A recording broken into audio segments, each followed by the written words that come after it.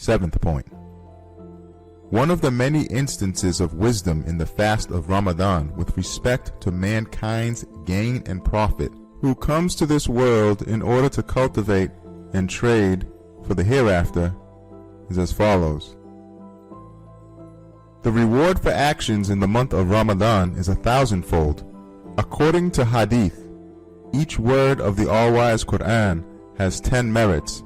Each is counted as 10 merits and will yield 10 fruits in paradise, while during Ramadan, each word bears not 10 fruits but 1,000, and verses like Ayat, al-Kursi, thousands for each word, and on Fridays in Ramadan, it is even more.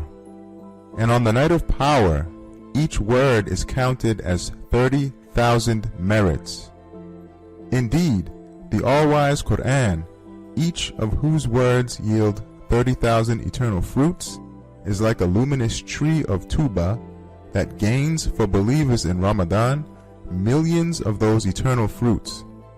So, come and look at this sacred, eternal, profitable trade, then consider it and understand the infinite loss of those who do not appreciate the value of those words. To put it simply, the month of Ramadan is an extremely profitable display and market for the trade of the hereafter. It is an extremely fertile piece of land for the crops of the hereafter. For the growth and flourishing of actions, it is like April showers in the spring.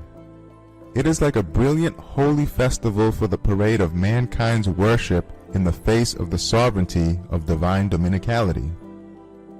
Since it is thus, mankind has been charged with fasting in order not to heedlessly indulge the animal needs of the instinctual soul like eating and drinking, nor to indulge the appetites lustfully and in trivialities.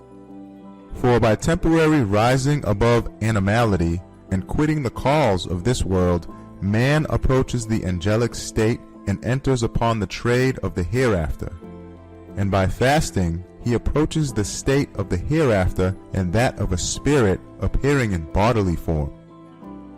It is as if man then becomes a sort of mirror reflecting the eternally besought one. Indeed, the month of Ramadan comprises and gains a permanent and eternal life in this fleeting world and brief, transient life. Certainly, a single Ramadan can produce fruits equal to that of a lifetime of 80 years. The fact that, according to the Qur'an, the night of power is more auspicious than 1,000 months is a decisive proof of this. For example, a monarch may declare certain days to be festivals during his reign, or perhaps once a year, either on his accession to the throne or on some other days which reflect a glittering manifestation of his sovereignty. On those days he favors his subjects, not within the general sphere of the law, but with his special bounties and favors, with his presence without veil, and his wondrous activities. And he favors, with his especial regard and attention, those of his nation who are completely loyal and worthy.